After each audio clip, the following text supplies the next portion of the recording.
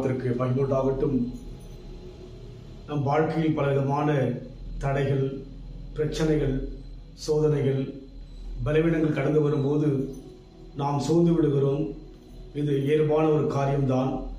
ஆனால் நாம் கையிலே கொடுத்திருக்கிற வேத புத்தகத்தை நாம் தேடாதபடிக்கு மற்ற காரியங்களை தேடி நாம் அழுத்து விடுகிறோம்.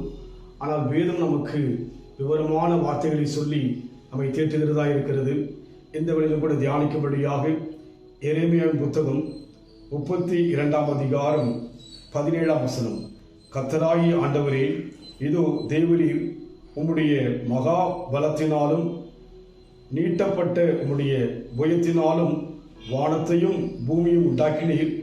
உம்மாலே செய்யக்கூடாத அதிசயமான காரியம் ஒன்றுமில்லை என்று சொல்லி பார்க்கிறோம்.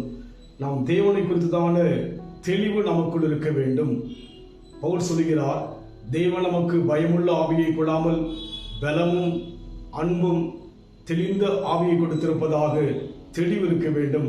நாம் தேவன் யார் என்றால், உம்முடைய மகா பலத்தினாலும் நீட்டப்பட்ட உம்முடைய புயத்தினாலும் வானத்தையும் பூமியும் உண்டாக்கினேன் என்று சொல்லி எரேமியாவின் மூலமாக தேவன் ஒரு விசையாக தம்முடைய வல்லமையை, தம்முடைய மகிமையை நமக்கு போதிக்கின்றவராயிருக்கிறார். அவர் யார் என்றால், இந்த உலகத்தை உண்டாக்கின தேவனாயிருக்கிறார்.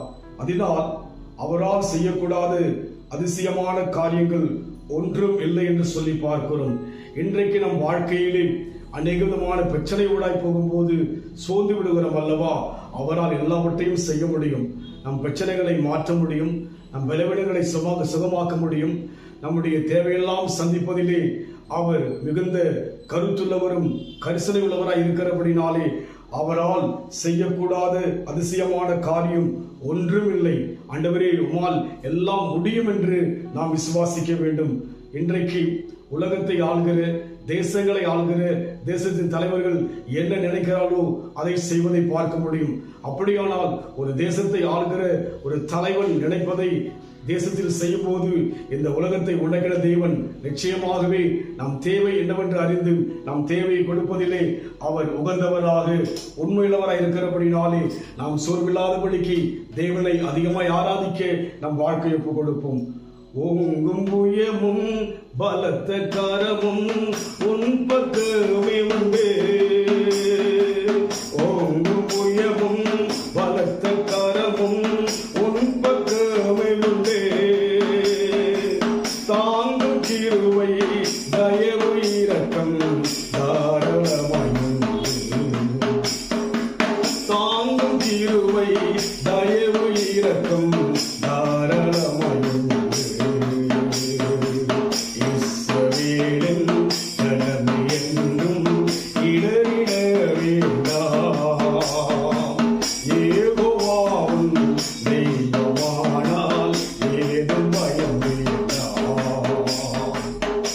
தேவன் நம் வாழ்க்கையில் இருக்கிற பயத்தை விலக்க விரும்புகிறார். அன்பின் ஆண்டவரே, உம்மால் செய்யக்கூடாத அதிசயமான காரியம் ஒன்றும் இல்லை என்று சொல்லி பார்க்கிறோம். எங்கள் வாழ்க்கையில் வந்திருக்கிற எல்லா பிரச்சனைக்கும், எல்லா விதமான சோதனைக்கும் ஒரு முடிவு உண்டப்பா. நிச்சயமாய் எங்கள் வாழ்க்கையிலே நீ செய்ய போகிற அந்த அதிசயங்களுக்காக, அற்புதங்களுக்காக, சுகத்திற்காக, நன்மைக்காக நன்றியோடு கூட ஸ்தோத்திரிக்கிறோம். இன்றைக்கும் இதுவரைக்கும் அற்புதம் செய்தீர், இன்னையும் அற்புதங்களையும் அதிசயங்களையும் எங்கள் வாழ்க்கையில் செய்வீர் என்று நாங்கள் விசுவாசிக்கிறோம். தேவன் பொறுப்படுத்திக் கொள்ளுங்க.